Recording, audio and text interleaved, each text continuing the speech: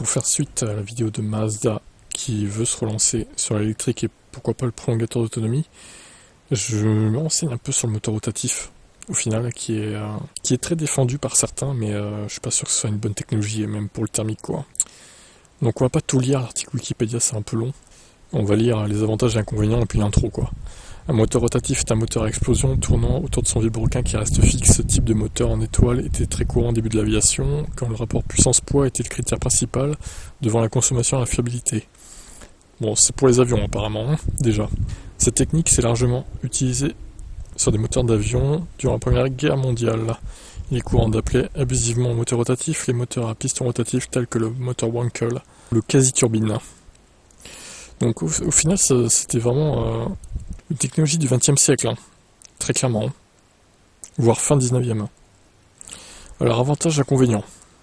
Alors déjà, je remarque qu'il y a 2 lignes d'avantages et 10 quasiment d'inconvénients, quoi. Le volant moteur est inutile vu la masse des cylindres en mouvement. La dimension des ailettes est minimale, leur rotation assurant un excellent refroidissement. Voilà pour les 2 avantages. Inconvénients sont nombreux, mais étaient négligés pendant la guerre. Le rendement est faible, conséquence du mauvais contrôle de l'admission du mélange air-essence, ce qui explique donc la consommation délirante d'essence pour les voitures. L'effet de couple est fort en raison de l'importance de la masse de rotation, très sensible sur les avions légers des débuts de l'aviation. Tout changement d'attitude se traduit par une force de précession résultant de l'effet gyroscopique aux forces de Coriolis.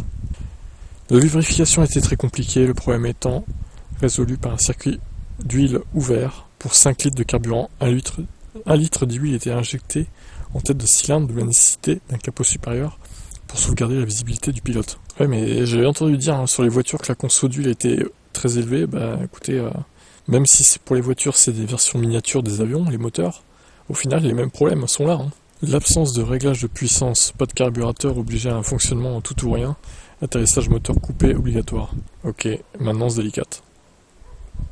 Ouais, bon, je crois qu'on a fait le tour, hein. Alors moi je comprends pas comment en 2024 Mazda travaille encore sur un moteur rotatif pour leur VE à prolongateur d'autonomie là. Pourquoi ils forcent avec cette technologie qui est vraiment obsolète en fait. Je sais pas si vous voyez d'autres avantages à ce moteur là, mais rien que ce qui est listé là, moi c'est red flag, hein, pour moi, hein.